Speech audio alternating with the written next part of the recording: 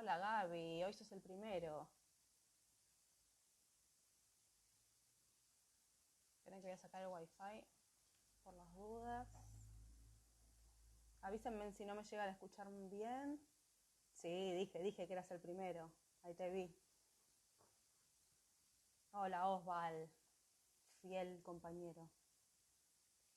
Bueno, vamos a esperar unos minutitos para arrancar, porque la puntualidad a veces... Hola Emi, ¿cómo andás? Qué frío está haciendo hoy, che. A ver, hola Adri. Espero que me vean bien. Y si no me avisan, así evitamos. Y voy a hacer una cosa más antes de arrancar. Ya vamos,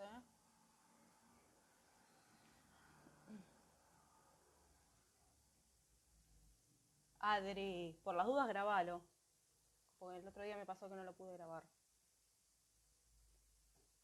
Muy bien.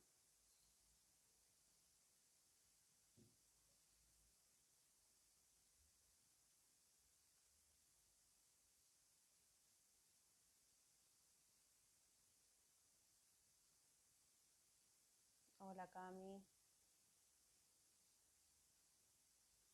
¿Me congelé de verdad?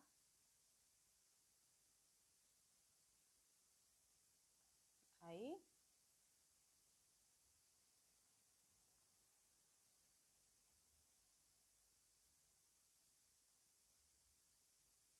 Hola Ari. Avísenme si sigo congelada o estoy bien, porque yo me veo.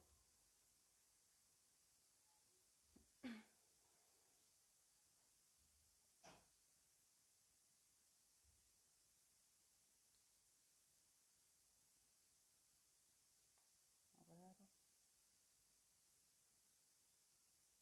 Ok, perfecto, gracias Emi.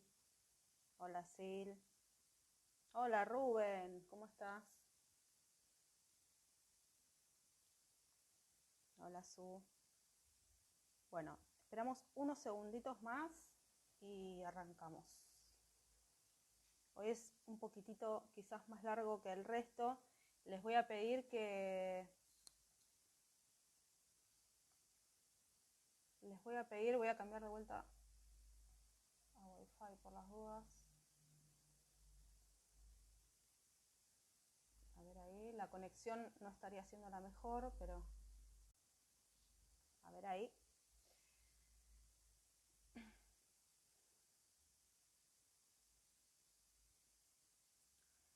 Ok, bueno, si me escuchan bien, voy a arrancar.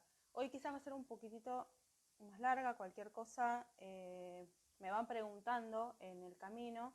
Hay algunos temas que vamos a ver.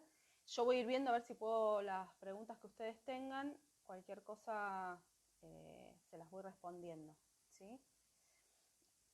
Este es nuestro tercer encuentro, ¿sí? Nosotros fuimos haciendo una serie de encuentros desde hace 2 martes, este es el tercero, en donde habíamos programado una serie de cuestiones para bueno, tener en cuenta al momento de que uno quisiera vender su propiedad y quisiera hacerlo en menos de 6 meses. La idea es que puedan tener algunos tips para intentar lograr vender esa propiedad en menos de 6 meses. Por eso hasta ahora todo esto que tiene que ver con estos comentarios y con estas charlas tiene que ver con la división en dos bloques, ¿sí? De dos procesos diferentes. Lo que vimos hasta ahora tiene que ver con el proceso de comercialización y los pasos dentro de ese proceso de comercialización. En nuestro primer encuentro vimos todo lo que tenía que ver con el valor de la propiedad, cómo determinar ese valor en forma correcta para que podamos atraer a potenciales compradores. En el segundo encuentro vimos los otros 3 pasos que tienen que ver con este gran núcleo que es el proceso de comercialización, que era en primer lugar el tema de sacar fotos y hacer un video, lo importante que es hacer eso y lo importante que es preparar nuestra propiedad y nuestro inmueble para ese momento de sacar esas fotos y ese video. vimos que las fotos es una primera imagen que los potenciales compradores tienen de nuestra propiedad, por lo que tenemos que hacer que esa primera imagen sea la mejor que podamos para que sea tentador para ese potencial comprador seguir viendo nuestra propiedad y seguir metiéndose para poder investigar y poder eventualmente pedirnos una visita.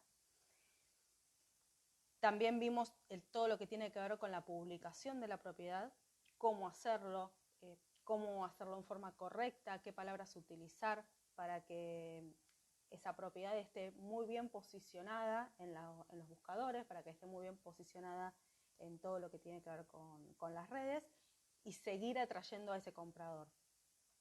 Y por supuesto también vimos todo lo que tiene que ver con las visitas y cómo preparar nuestro inmueble para esas visitas. Esto lo vimos junto con Julieta y analizamos cuáles eran esos tips necesarios para poder hacer un complemento y poder tentar a ese comprador para que nos venga a ver y que una vez que nos viene a ver se enamore de esa propiedad. Que se enamore en las fotos y además que se enamore una vez que nos visita.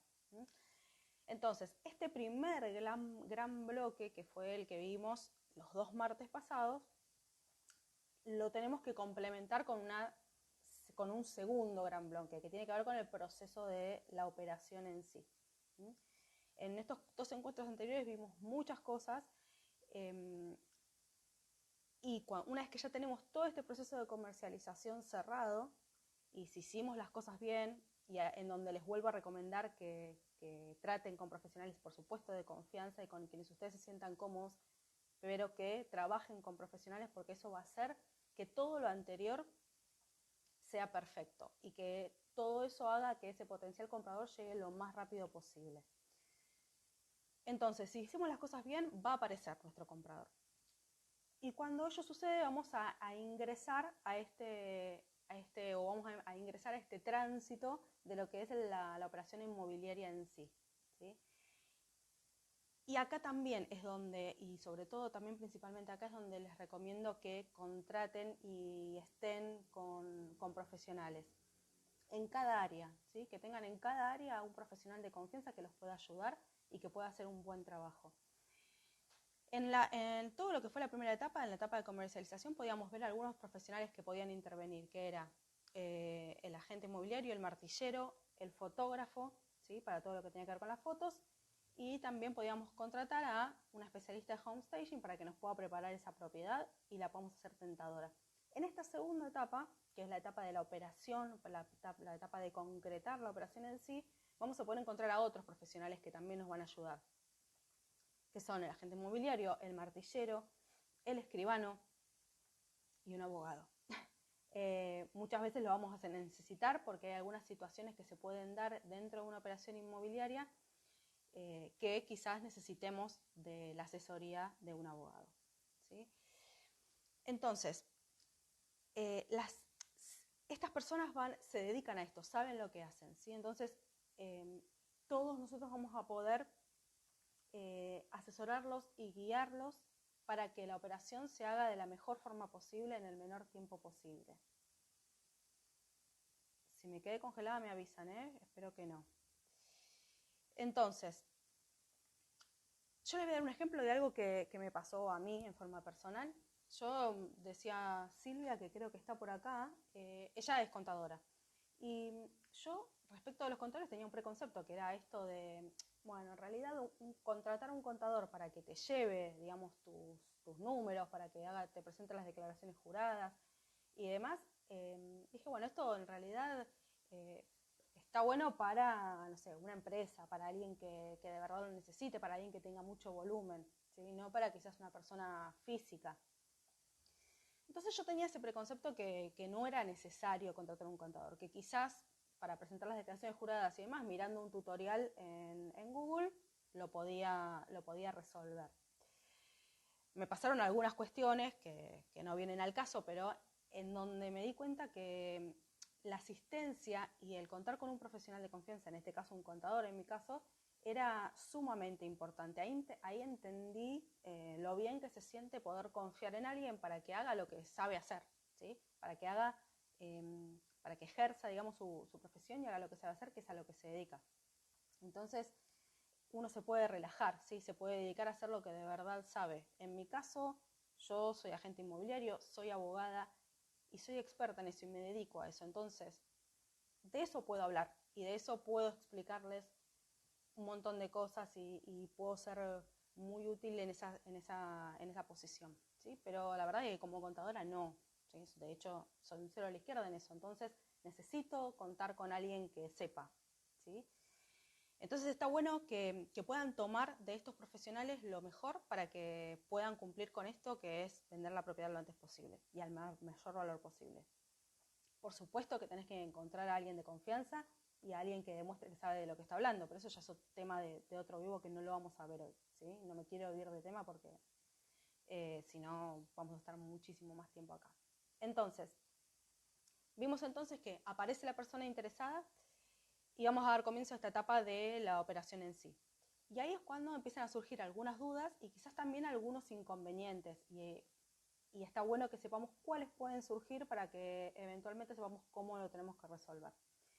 El acto de compraventa de una propiedad requiere de una serie de pasos y de algunos aspectos legales que no siempre están tan claros. Estos pasos son básicamente 3. Después vamos a hablar cada uno y vamos a ver los detalles de cada uno.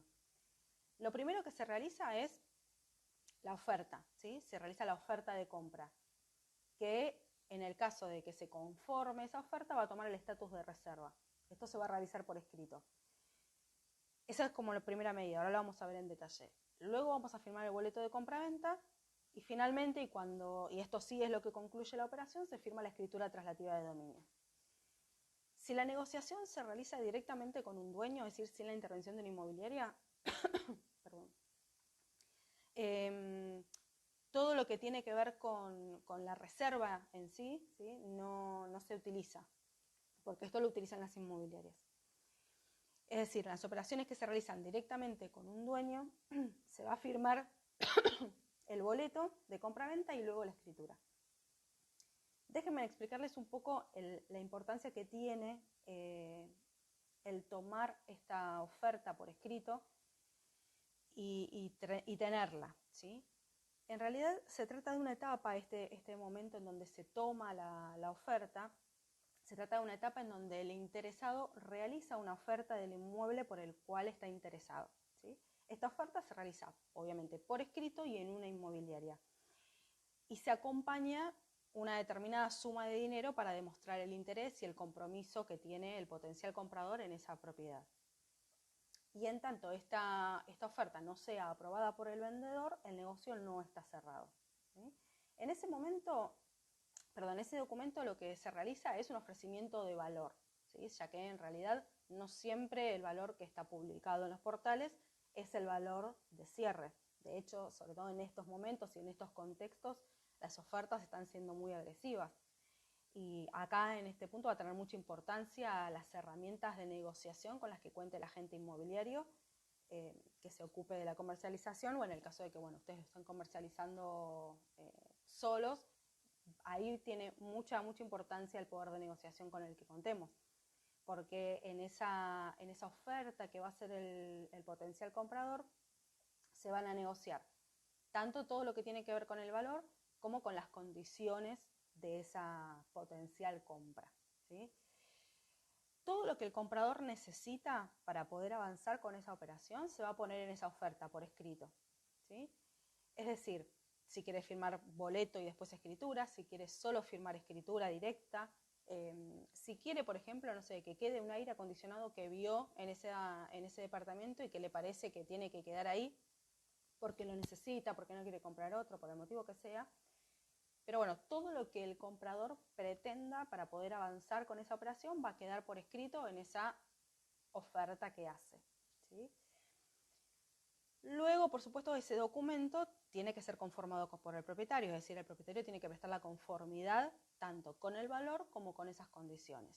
Acá pueden suceder dos cosas, que el propietario, o sea, ustedes, los vendedores, decidan no estar de acuerdo con ese valor y con esas condiciones, o estar de acuerdo parcialmente. Y todo eso también se va a poder por escrito en esa oferta, ¿sí? Si el propietario acepta, ¿sí?, la oferta, esa oferta va a quedar conformada Entonces se va a notificar al potencial comprador, que todavía lo tenemos en potencial, se va a notificar de esa aceptación, el comprador va a venir a la inmobiliaria nuevamente, se va a notificar de esa aceptación y va a dejar un refuerzo. Ahí se retira el inmueble de la publicación, se retira de la venta y se van a comenzar los trámites preparatorios para la suscripción del boleto de compraventa o de la escritura en el caso de que se haya llegado a un acuerdo en que se va a una escritura directa. También, como les dije, en este paso de la negociación se acuerda el precio final de la operación, ¿sí? En esta oferta que hace el comprador y después la conformidad o no del vendedor, se va a terminar de acordar tanto el valor como las condiciones. Como me les mencioné recién, una vez que la oferta ya se encuentra conformada por el propietario, es decir, el propietario prestó conformidad con las condiciones y se pusieron de acuerdo con el valor, el negocio está cerrado, ¿sí? La etapa de negociación acaba de culminar en ese instante. Acá las condiciones ya quedaron por escritos en ese documento y ya esa oferta pasa a ser una reserva de compra. En este momento, una vez que la oferta pasa a ser una reserva de compra, las partes ya no pueden retirarse de esa operación. Si alguna de las partes se arrepiente a esa altura, eso va a costar dinero, ¿sí? Para la parte que se arrepienta. Y por eso la importancia de contar con una reserva. Por eso yo les quería hablar de lo importante que es contar con este documento, ¿sí? Previo a la firma de un boleto o previo a la firma de una escritura. Porque lo que hace es que esa operación sea más segura, que sea más seria para las dos partes, para el comprador y para el vendedor. De lo contrario podrían pasar situaciones como, por ejemplo, que el comprador vea otra propiedad que de golpe le gustó un poco más que la de ustedes y se retire de la operación quizás algunos días antes de firmar el boleto o algunos días antes de firmar la escritura y ustedes, la realidad es que no tienen ningún papel, por ende no va a haber ninguna consecuencia de ese retiro que hace el comprador, ¿sí? O de lo contrario también podría pasar que ustedes o los vendedores quisieran modificar las condiciones que pactaron de palabra con el comprador y harían lo mismo, se podrían retirar, digamos, de esa operación sin ningún tipo de consecuencia tampoco. Entonces se convierte en una operación que es poco segura, poco fiable, una operación en la que todos van a estar con el corazón en la boca hasta que firman la escritura o firman el boleto. Y la idea es que eso no suceda, ¿sí? Entonces, este documento de reserva es muy importante para que las condiciones estén claras para las dos partes. Cada uno va a tener las condiciones pactadas por escrito y eso va a tener, digamos, consecuencias jurídicas, consecuencias legales y va a tener también consecuencias económicas que ninguna de las dos partes va a querer padecer, con lo cual eso le da cierta solvencia, ¿sí? Le da cierta solidez a esa operación que va a ser, ¿sí? Que todavía no la tenemos totalmente cerrada. Lo cierto es que las palabras en todo lo que tiene que ver con los negocios, las palabras no funcionan, ¿sí? No sirven. Nosotros tenemos que tener todo, siempre, absolutamente siempre, las cosas y las condiciones tienen que estar por escrito. Y esto ya se los digo como abogada, no como agente inmobiliario. De lo contrario, no hay nada para reclamar, llegado el caso de que tengan la necesidad de hacerlo. Entonces, es muy importante que lo tengan por escrito. Una vez que conformada la reserva, si es que trabajan con inmobiliaria, o luego de terminar de cerrar las cuestiones de palabra, digamos, entre comprador y vendedor, las palabras se las lleva el viento, exactamente. Por eso es tan importante tenerlo por escrito. Todo lo que queda por escrito y está firmado por las partes, lo importante es que esté firmado por ambas partes, ¿sí? Yo pido algo, la otra parte se notifica, o dice que sí o dice que no y hace una contraoferta, ¿sí? Pero todo por escrito y todo notificado. En la medida que tengamos eso, vamos a tener un negocio más seguro que si no lo tuviéramos. Entonces, me perdí. Bien, entonces tenemos la firma de un boleto, ¿sí? La vamos a tener la firma de un boleto una vez que tenemos conformada la reserva o ya estuvimos de acuerdo entre las dos partes sobre las condiciones y el valor y demás. Lo que vamos a hacer es vamos a firmar el boleto, ¿sí? O la escritura directa de acuerdo a lo que hayamos acordado con la otra parte, ¿sí? Por supuesto, lo que hay que aclarar es que si bien la firma del boleto de compraventa no es obligatorio, en general es muy recomendable que se firme, ya que ahí en realidad cuando firmamos un boleto se puede pactar la posesión del inmueble, se puede hacer un boleto en donde se pacte la posesión del inmueble con la firma del boleto, o incluso ustedes como son los vendedores pueden cerrar otra operación que puede estar encadenada a esta, con lo cual si ustedes firman un boleto hoy y ya tienen, digamos, parte del dinero y saben que la escritura la van a firmar en determinado momento, pueden salir a cerrar su otra operación en el caso de que ustedes se tengan que reubicar, ¿sí? Por eso a veces es conveniente firmar el boleto.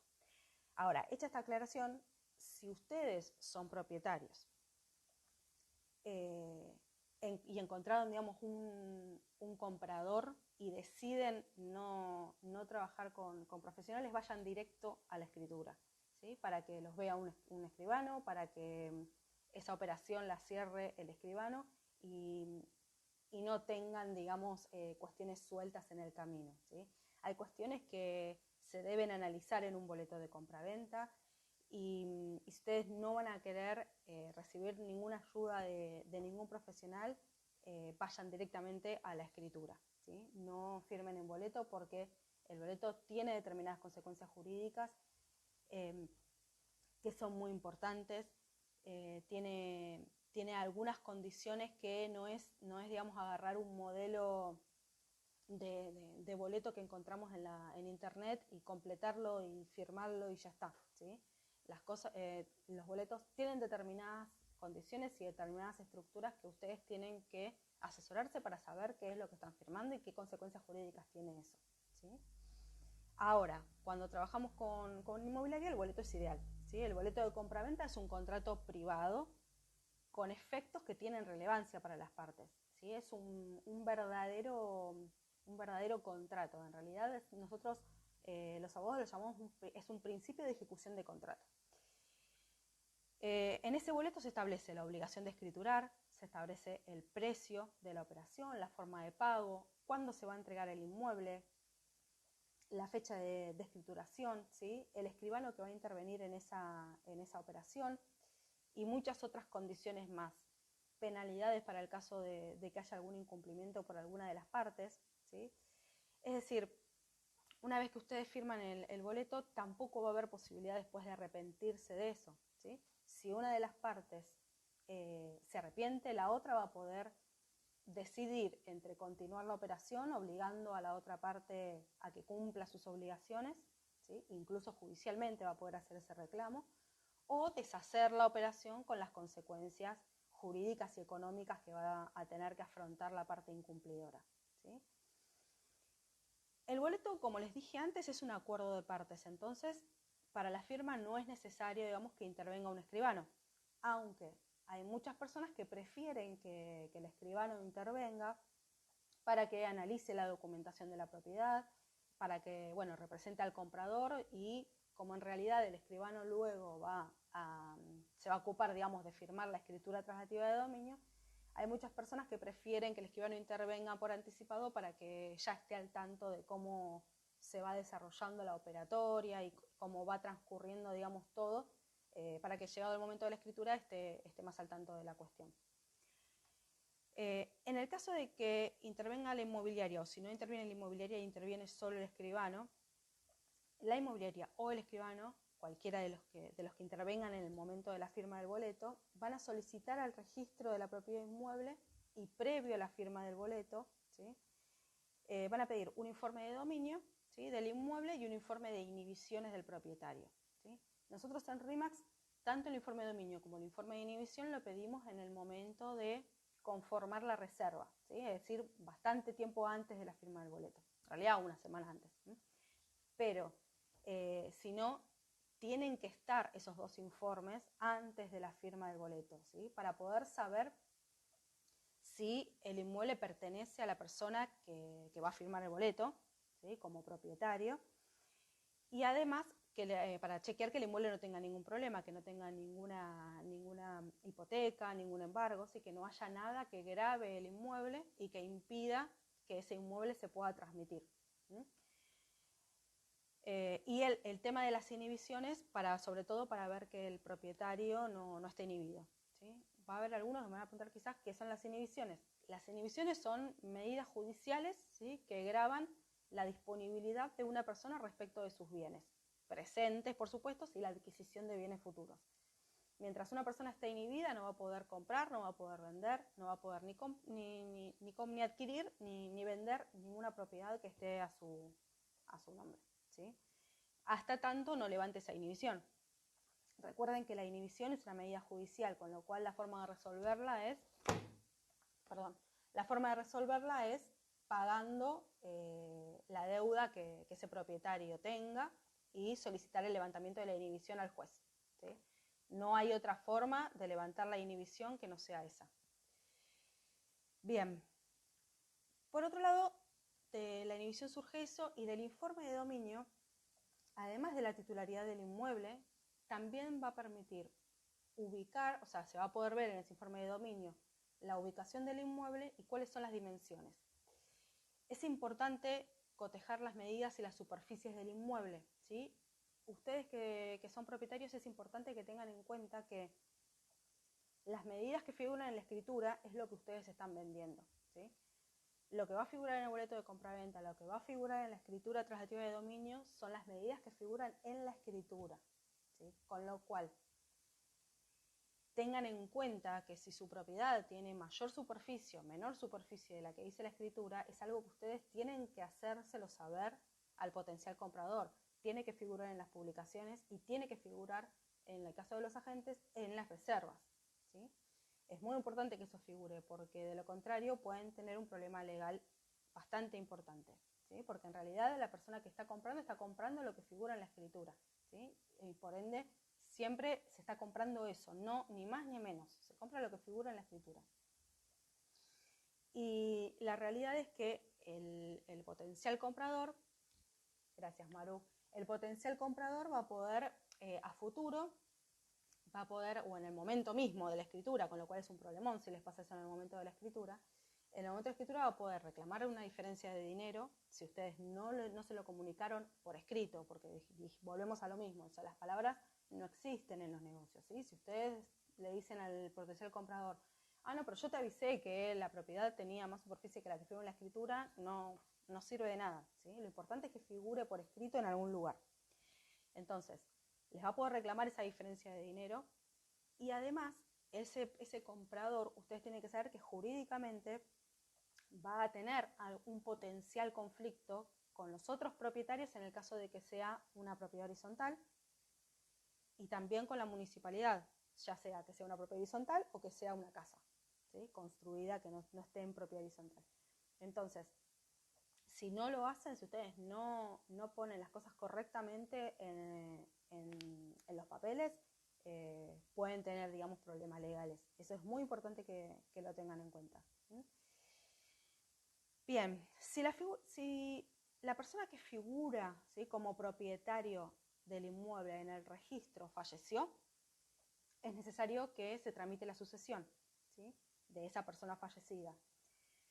Y para que el inmueble lo puedan publicar, ustedes van a tener que tener la declaratoria de herederos, ¿sí? Hay dos cosas importantes que tienen que tener en cuenta cuando ustedes van a publicar una propiedad en donde el titular que figura en el registro falleció. La primera es que para publicarlo tienen que tener la declaratoria de herederos dictada. La declaratoria de herederos la dicta el juez, ¿sí? Si ustedes no tienen ese primer documento, ni siquiera la publiquen porque no la van a poder transmitir. Y de hecho, todavía no tienen el derecho para transmitirla, ¿sí? Porque eso lo determina el juez con una sentencia que es esta declaratoria de herederos, en donde el juez va a decir, por el fallecimiento de tal persona, le van a suceder tal, tal y tal, ¿sí? Con esa declaración, ese es el único documento que sirve para poder probar que ustedes son los herederos de la persona que falleció, ¿sí? Si ustedes tienen eso, perfecto, lo podemos publicar. Si ustedes, esas personas que van a figurar en esa declaratoria de herederos son las que van a estar habilitadas para firmar el boleto. si deciden firmar un boleto, esas personas la van a poder firmar, ¿sí? Ahora, y por supuesto van a poder firmar la escritura, pero para firmar la escritura van a necesitar otro documento, que es la orden de inscripción, ¿sí? Es decir, van a tener que solicitarle al juez que ordene la inscripción de ese inmueble a favor de los herederos, ¿sí?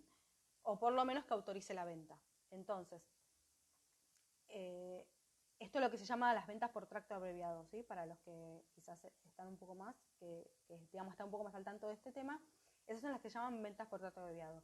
El registro lo que hace es pasar de la titularidad de la persona fallecida al nuevo comprador, sin inscribir esa titularidad a nombre de los herederos, que están en el medio sería, ¿sí? Bien. Entonces, a la hora de firmar un boleto de compraventa, el comprador va a entregar, por supuesto, un porcentaje de la suma de dinero total que va a tener que abonar por ese inmueble, que suele ser el 30% del monto total de la operación en el caso de que no tomen posesión del inmueble, o un 70% del monto total de la operación si van a tomar posesión de ese inmueble. Sin embargo, ese porcentaje puede variar si las partes están de acuerdo, si las partes se ponen de acuerdo, por supuesto que puede variar, ¿sí? Pero estos son los porcentajes que se manejan. Y ojo, tengan muy en cuenta que el boleto de compraventa no transmite dominio, ¿sí? El boleto de compraventa es un principio de ejecución de contrato. Lo que transmite el dominio, lo que hace pasar la titularidad del propietario anterior al propietario nuevo, al que compró, es la escritura, ¿sí? El boleto no transmite ningún dominio. Ahora me preguntarán qué pasa si firmo el boleto y fallece alguien. Dentro de cualquiera de las partes que firmó el boleto fallece. Lo que va a haber que hacer ahí es, eso por lo general igualmente siempre se contempla en el cuerpo del boleto de compraventa, se contempla la situación de fallecimiento de alguna de las partes, ¿sí? Pero lo que se tiene que hacer es, la parte que haya estado involucrada, que haya fallecido, sus herederos, ¿sí? Van a tener que notificar a la otra que falleció, la persona que firmó el boleto, y van a tener que iniciar la sucesión, ¿sí? Y una vez que esté la declaratoria de herederos que les decía antes, que es donde el juez dice quiénes son los herederos, recién ahí se va a poder avanzar con la firma de la escritura. Antes de eso no van a poder hacer absolutamente nada, porque les repito que el único que puede determinar quiénes son los herederos de quiénes es el juez, ¿sí? La escrituración se suele realizar en el plazo que las partes acuerden, ¿sí? Eso en realidad puede ser parte de la negociación, puede ser, digamos, un tema a negociar, y las partes se pueden poner de acuerdo en firmarla en el momento que quieran, ¿sí? El escribano, por supuesto, que tiene un plazo mínimo para hacer todo lo que ahora les voy a contar que tiene que hacer, pero en principio las partes pueden decidir escriturar en, no sé, 90 días, 4 meses, 5 meses, eso lo deciden ellos. Y por supuesto que en el caso de que firmen un boleto de compraventa antes de la escritura, el plazo de la firma de la escritura se va a establecer en el boleto de compraventa. ¿Mm? Bien, el boleto de compraventa suele ser redactado por la martillera, ¿sí? de la inmobiliaria, o por el escribano si es que venden solos. Si bien, como les dije antes, hay modelos y formularios tipo, ¿sí?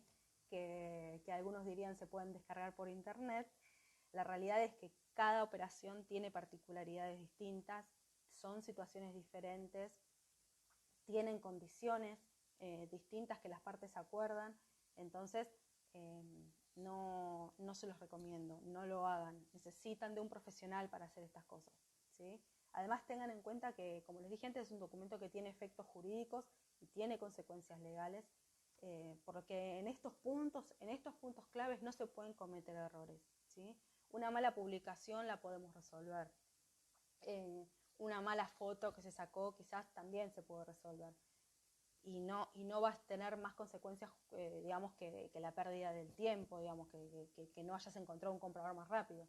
Pero en este punto, en el punto de las firmas de los boletos, de las firmas de las escrituras, ahí cometer errores puede costar mucho dinero y puede darles muchos dolores de cabeza, ¿sí? Así que les recomiendo que no lo hagan, que se asesoren con alguien, ¿sí? Y Por último, nos vamos a encontrar con el último paso de este largo proceso, que no es tan largo en tiempo, pero es, digamos, un paso por paso importantes.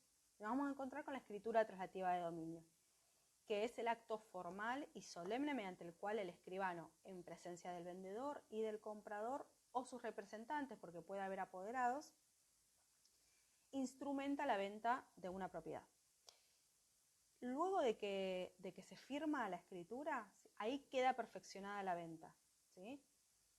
La escritura, por supuesto, que la firman el comprador, el vendedor y el escribano, que es quien autoriza ese acto, ¿sí? Recién acá, en este momento, en este instante, es cuando la propiedad pasa de un propietario a otro, ¿sí? Cuando la propiedad deja de pertenecer a una persona y pasa a pertenecer a otra, en realidad en su inscripción, ¿sí? Pero la firma ya hace pasar ese dominio.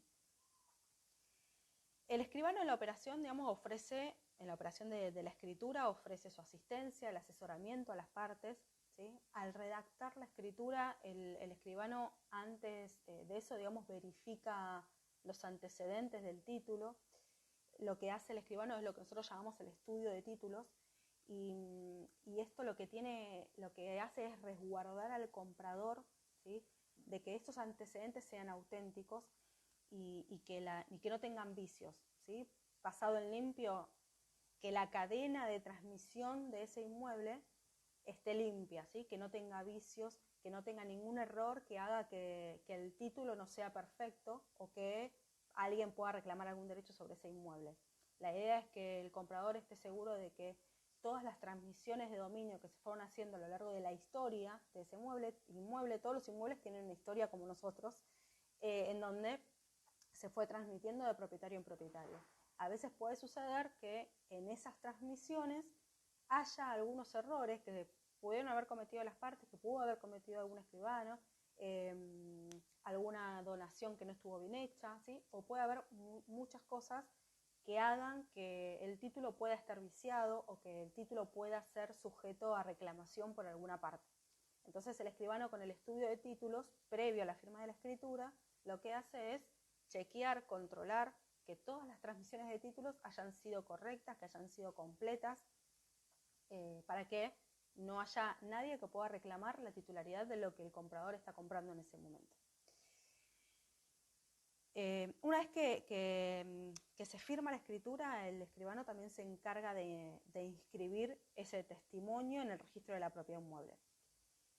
Previo a la escritura, como les dije, hace el estudio de títulos y además de hacer ese estudio de títulos va a solicitar los estados de deuda del inmueble, ¿sí? En relación a los impuestos que se pudieran adeudar, como por ejemplo rentas provincial, ¿sí? Municipal, etc. En caso de existir alguna deuda, el escribano va a retener ese importe en el momento de la firma de la escritura. Acá en este punto yo les recomiendo que si el escribano les informa que hay alguna deuda que tienen en concepto de impuestos, municipal, ¿sí? O provincial, les recomiendo que vayan directamente a la dependencia de donde surge la deuda y cancelen la deuda ahí, ¿sí? Porque por lo general siempre, digamos, les hacen quitas de intereses o algún tipo de quita que hace que tengan que pagar bastante menos de lo que el escribano les tendría que retener en el momento de la escritura. Pueden hacerlo o no, ¿sí? Pero la recomendación es que lo hagan porque les va a salir bastante más barato que se los retenga el escribano. La realidad es que el escribano, llegado el momento del día de la firma de la escritura, si hay alguna deuda en concepto de impuestos, se los va a retener porque es agente de retención. No puede no retenérselos y tampoco puede hacer ningún tipo de quita. Y con relación a los servicios de luz, de gas, ¿sí? el teléfono, en el caso de que haya, lo que va a hacer el escribano es hacer una retención estimativa, ¿sí? Lo mismo en el caso de que haya algún tipo de deuda, en el caso de las propiedades horizontales, que los consorcios a veces tienen algún juicio, ¿sí? Y demás. Lo que hace el escribano es estimar la deuda que podría llegar a ser y retiene ese monto, ¿sí? Si después es menos, hay un proceso para restituir el dinero, pero retienen, digamos, la suma que consideran que puede llegar a tener que pagar, la proporción que tienen que pagar ustedes, ¿no? Y si se trata de una propiedad horizontal, también va a requerir la certificación de deudas al consorcio, ¿sí? La certificación de libre deuda, perdón, en concepto de expensas. ¿Sí? Y un detalle que es que si la propiedad se trata de una propiedad horizontal que está en la provincia de Buenos Aires, el escribano les va a solicitar el certificado catastral, ¿sí? O el estado parcelario, lo puede pedir de cualquiera de las dos formas. En realidad ese certificado es obligatorio en provincia para poder escriturar, ¿sí? Para hacer cualquier cambio de titularidad les van a pedir el estado parcelario. Yo les recomiendo que ese estado parcelario lo hagan con anticipación porque en épocas normales demora una semana, 10 días y sin eso, sin ese certificado no pueden escriturar. Aunque todo el resto esté ok, si no cuenta con ese certificado el escribano no puede hacer la escritura. Pero esto solamente, les repito, se aplica en provincia de Buenos Aires por ahora, ¿sí? Hay proyectos de que se aplique en capital, pero todavía no está. El escribano, como detalle, es designado por el comprador, ¿sí? Esto se utiliza de acuerdo a los usos y costumbres, se usa así. El escribano lo designa al comprador y es lógico, ¿sí? Porque es quien digamos, tiene que asegurarse que la documentación del vendedor está en orden. Y el vendedor es el que va a elegir el lugar para la firma de la escritura. Los honorarios del escribano los va a pagar la parte compradora, que también es lógico porque es quien elige al escribano. Y en cuanto a los gastos, los usos y costumbres establecen que todos los gastos relacionados con la tramitación previa a la escritura los va a pagar la parte vendedora y aquellos posteriores a la firma de la escritura los va a pagar la parte compradora, ¿sí? Como por ejemplo la inscripción del título. Ahora, con respecto a la entrega de la propiedad, se suele hacer el día de la escrituración, ¿sí? En el mismo momento en el que se firma la escritura, o una vez firmada la escritura, se entregan las llaves y el nuevo propietario toma posesión del bien, salvo que se acuerde alguna otra cosa o alguna otra opción a través del comodato, por ejemplo, para darle tiempo al vendedor a que se mude, ¿sí? Pero salvo que las partes acuerden una cosa distinta, en el momento de la firma de la escritura, se firma la escritura, se entregan las llaves, se entrega la posesión. De hecho, la entrega de las llaves es como el acto de la entrega de posesión, ¿sí? Tengan en cuenta que todas estas cosas se las fui mencionando, pero cada una puede tener su derivado, su ramificación, de acuerdo al caso particular, ¿sí? De acuerdo a cada situación que se pueda presentar en un hecho concreto, ¿sí? La idea es que puedan tener una idea general de cómo es todo este proceso, que tengan en claro que tenemos dos momentos, que tenemos dos grandes etapas. Una es la etapa de comercialización, que tiene que ver con la exposición de la propiedad, con hacer que el comprador o el potencial comprador elija nuestra propiedad y no la de otro, que esa es la etapa de la comercialización y que tenía estas 4 subetapas, que eran el valor de la propiedad, las fotos y el video, la publicación en los portales y la preparación de la propiedad para las visitas. Y después tenemos otro gran núcleo y otra gran etapa, que es la etapa de la operatoria en sí, ¿sí? Que tiene que ver básicamente con formalizar la operación una vez que ese comprador aparece. Y este también tenía subetapas, que era la oferta con la conformación de esa oferta o la conformidad de esa oferta, que hace que el negocio se cierre, el boleto de compraventa en el caso de que decidamos firmarlo, ¿sí? Y la escritura. Y recuerden que lo único que transmite el dominio es la escritura traslativa de dominio. El boleto es solamente un principio de ejecución de contrato, sumamente importante, con muchas consecuencias jurídicas, pero si ustedes firman el boleto de compraventa y después no firman la escritura, la titularidad de dominio de ese inmueble sigue siendo del propietario anterior y eventualmente en 10 años van a tener que hacer un usucapión, ¿sí? Pero no les va a transmitir el dominio el hecho de firmar el boleto de compraventa. Bien, espero, hablé como un loro. Vamos a ver si alguno tiene alguna pregunta.